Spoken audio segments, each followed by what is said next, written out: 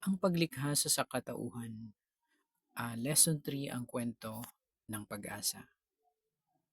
Sa nakaraang kwento, natutunan natin ang tungkol sa ginawa ng Diyos sa bawat 6 na araw ng paglikha. Nilikha ng Diyos sa ika-6 na araw ang lahat ng uri ng hayop. Ngunit ang ika-6 na araw ay hindi pa tapos. Nagsalita muli ang Diyos sa pagkakataong ito sa kanyang sarili. Sinabi niya, "Ngayon, dalangin natin ang tao, lalaki at babae ayon sa ating larawan, na sumasalamin sa ating kalikasan, at sila ang mamamahala sa mga isda sa karagatan, sa mga ibon sa langit, at sa lahat ng mga hayop na gumagalaw sa lupa." Kaya't ang makapangyarihang Diyos ay kumuha ng lupa at hinulma ang tao mula sa lupa. Pagkatapos ay hiningahan niya sa kanyang mga butas ng ilong ang hininga ng buhay. Sa sandaling iyon, ang tao ay nabuhay, isang buhay na kaluluwa. Pagkatapos ay gumawa ang Diyos ng isang magandang halamanan sa silangan na may lahat ng uri ng mga puno, at inilagay ang tao sa hardin upang alagaan ito at panatilihin. Pagkatapos ay dinala ng Diyos ang lahat ng mga hayop na ginawa niya sa tao para pangalanan. Ang tao ay nagbigay ng mga pangalan sa lahat ng mga hayop at mga ibon. Ngunit ang tao ay walang mahanap na angkop na kasama para sa kanyang sarili. Nagsalita muli ang Diyos na nagsasabing, "Hindi nararapat na ang tao ay mag-isa. Gagawan ko siya ng makakasama." Kaya pinatulog ng Diyos si Adan. Habang siya ay natutulog, inalis ng Diyos ang isa sa mga tadyang ni Adan at isinara ang kanyang laman.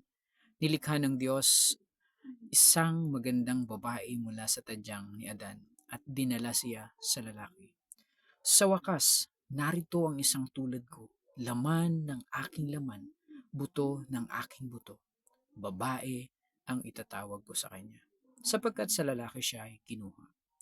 Ang lalaki at babae ay lubos na komportable sa isa't isa, gaya ng ginawa sa kanila ng Diyos. Inilagay ng Diyos ang tao sa hardin at pinagpala sila. "Humayo at magparami. Punuin ninyo ang mundo. Kayo ang mamamahala para sa mga isda sa dagat at mga ibon sa himpapawid at ang bawat may buhay na bagay na gumagalaw sa ibabaw ng lupa. Tingnan mo, ibinigay ko sa iyo ang bawat halaman at ang bunga ng lahat ng puno upang kainin at pakinabangan.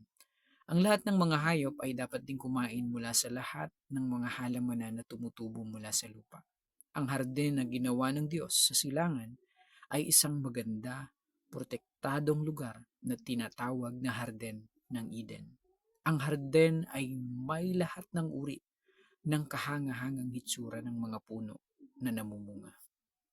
Sa gitna mismo ng hardin ay nagtanim ang Diyos ng 2 espesyal na puno, ang puno ng buhay at puno ng kaalaman ng mabuti at masama.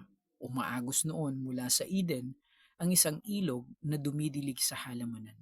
Paglabas doon, ito'y nahahati sa 4 na sanga. Inilagay ng Diyos ang lalaki at babae sa makapigil hiningang kahangahangang paraiso at sinabi sa kanila na alagaan ito. Sila ang namamahala. Mahirap isipin kung ano ito at kung gaano kaganda ang hardin. Pero sigurado ako na habang naglalakad ang lalaki at babae sa hardin, sila ay napuno ng pagkamangha at sindak, at napuno ang kanilang mga puso at bibig na may papuri sa Diyos. Sigurado akong nasiyahan din sila sa kanilang trabaho habang nag-aalaga sila ng hardin na ito para sa kanilang lumika.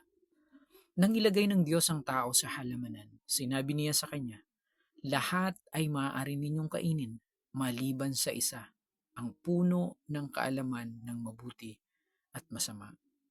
Sinabi sa kanya ng Diyos na kung kakain siya mula sa punong iyon, ay mamamatay siya.